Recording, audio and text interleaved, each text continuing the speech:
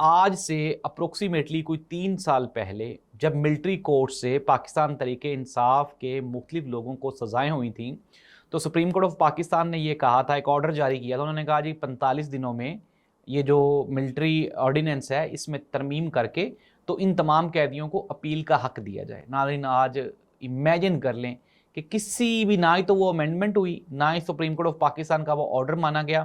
یہ ایک پاکستان تحریک انصاف کے قیدی ہیں، عاشق خان ہے اس کا نام.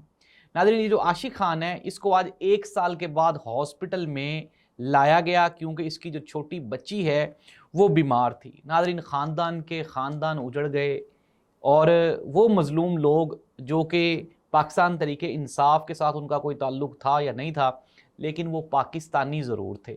اور 9 مئی کے کیسز میں ہزاروں بے گناہ پاکستانی آج بھی جیلوں میں سڑ رہے ہیں، مر رہے ہیں، ان کا کوئی پرسان حال نہیں ہے.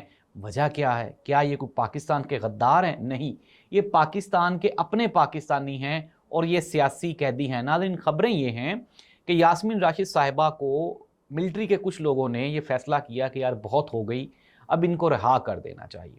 لیکن میں آپ کو بڑی خبر دینے والا ہوں، بریکنگ نیوز ہے، لیکن محترمہ اور میاں محمد نواز شریف صاحب ان کی طرف سے یہ سجیشنز گئیں کہ نہیں، ان کو نہیں ابھی رہا کرنا.